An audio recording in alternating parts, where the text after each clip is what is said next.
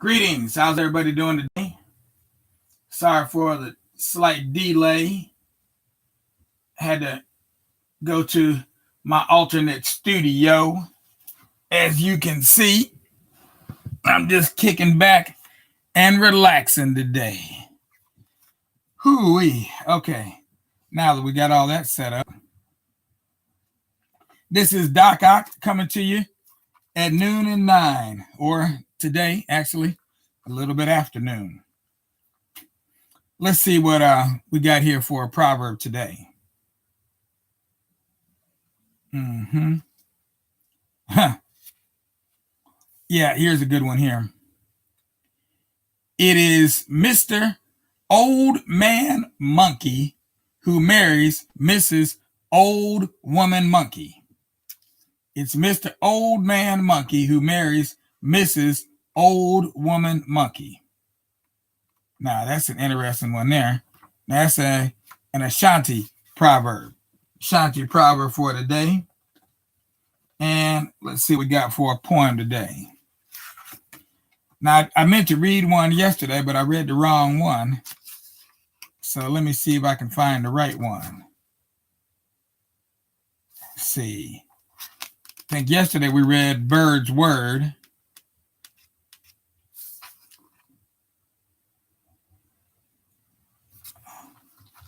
Let's see. Yeah, we read Bird's Word. So you know what?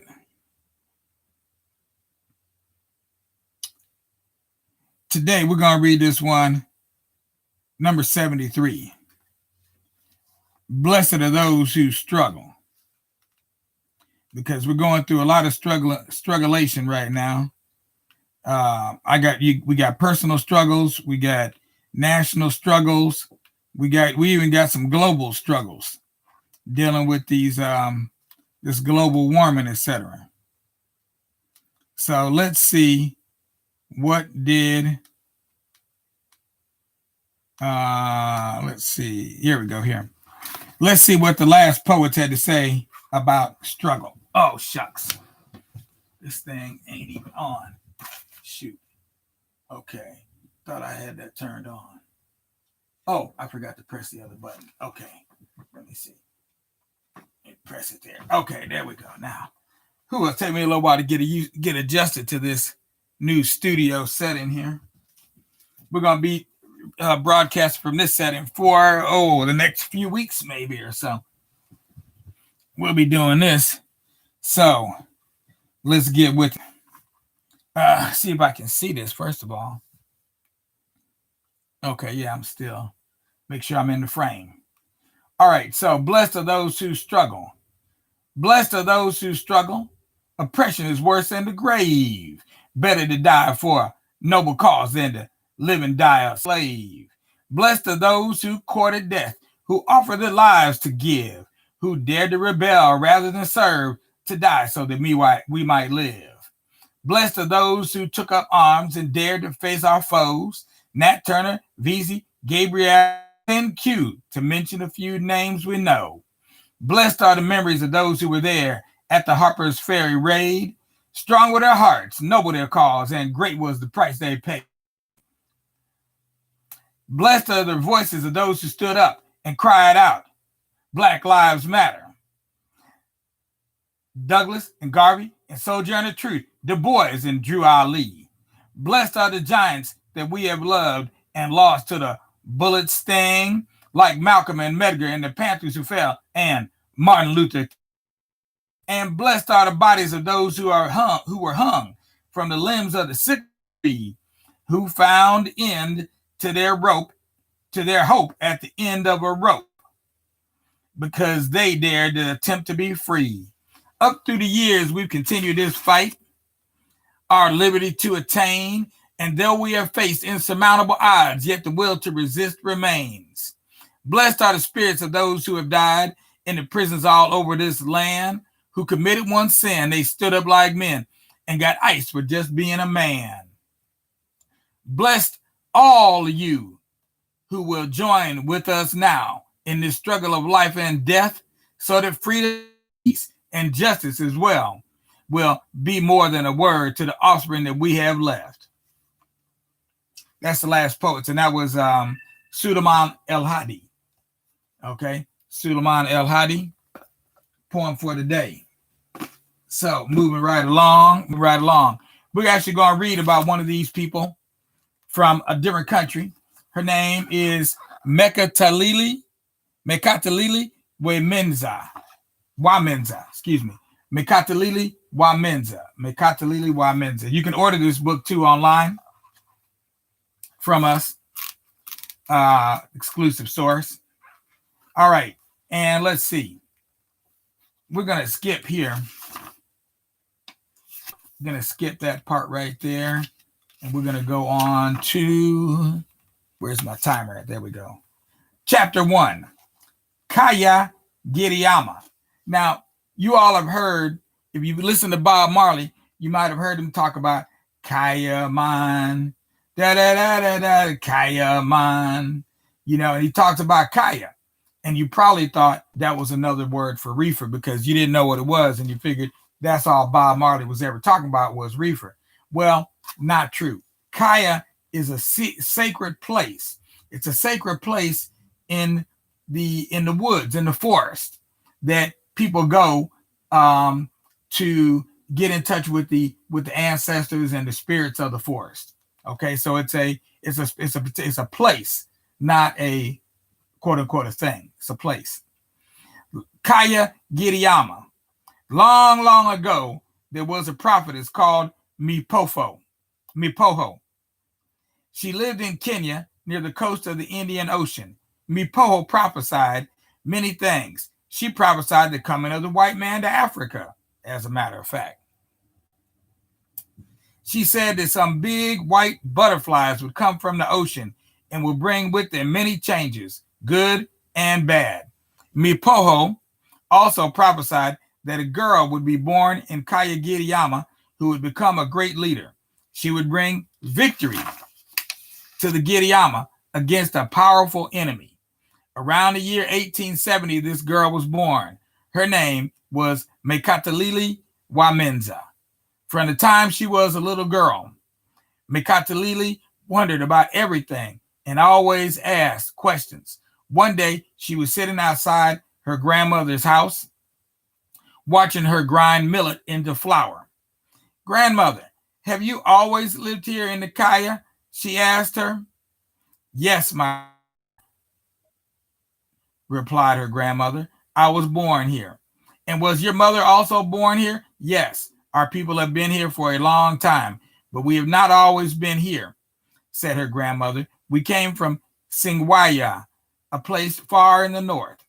The sun was coming down through the trees, making pretty patterns which danced around on the ground. Why did our people leave? Some say that our people killed a Gallo man, and the Gallo people were very angry. They attacked our people, and it was no longer possible to live in peace. In Arica, the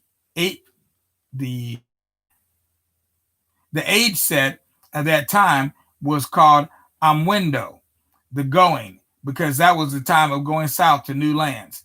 And they came to this Kaya? Yes, but our people came in different groups and settled in 9 different Kayas. And that is why we are called Mujikenda, 9 cities. The wise old woman poured some more millet grains onto the grinding stone. Mekat sat quietly, thinking about the great journey that must have been with all these people coming to begin all these Kayas. She saw her father passing by and ran up to him. "Father," said Mekatilili, running up to him, "Where were you born in Singwaya?" "No, Meki. I was born here in the Kaya," her father answered, looking down at her with a smile. "You ask?" Grandmother said that we came from Singwaya.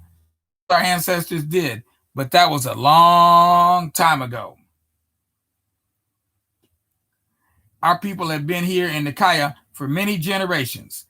Menza was heading towards the homestead of a man across the Kaya and let Mekatilili skip along beside him. "And do you know what is buried under those trees there?" he asked her. They had just approached the middle of the Kaya, and Menza was pointing to the piece of original forest that grew in the very center of the whole village. No, what, father? When our ancestors came from Singwaya, they carried our fingo, our pot of powerful medicines and sacred objects, explained her father. And the fingo is buried in the little forest there. But only the ruling elders of the Kaya know exactly where it is. They were walking by the big meeting house of the elders now. It was long, rectangular in shape, and covered with the leaves of coconut trees, just like family houses, but much bigger. It could hold 100 men. Papa, when I go outside of the Kaya, uh, when I when can I go outside of the Kaya with you? Well, my daughter, I think you are big enough now to help me carry a load to the coast for trading, replied her father. Do you want to come on my next trip? Yes, she cried, her eyes lighting up. Yes, I want to come. Mombasa was a major seaport and trading center, and she would finally see the Indian Ocean she had been hearing about for so long. And so you will, Menza said. Menza was a trader. Sometimes he traded in ivory. In these cases, he would join together with some other men, and they would travel west to acquire ivory from the Kamba people in exchange for food and arrow poison. Then they would hire men to help carry the tusks, because a tusk was a very heavy load for one person. They would then set off towards the coast in a long caravan. The journey to the seaport would take many days. However, there was a good market for ivory on the coast, and it was well worth the trouble. But most of the time, Menza would gather together crops grown in his fields, mainly millet, sesame seeds, and beans from the last harvest. He would take them to the coastal seaport of Mombasa. When there were more animals than were needed in the Kaya, he would take goats and chickens to sell. He would then bring back cloth and beads from Arabia and India, and sometimes tea, rice, or other things that had come in from India.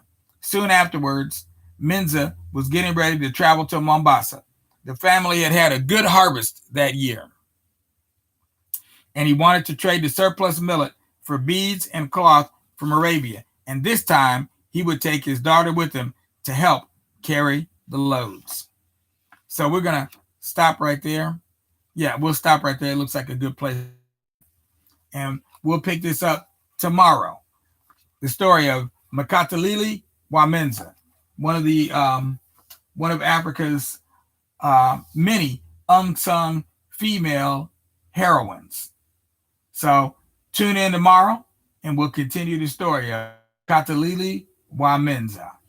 Peace out, without a doubt, until then, because it's time for everybody out there to win. See you tomorrow.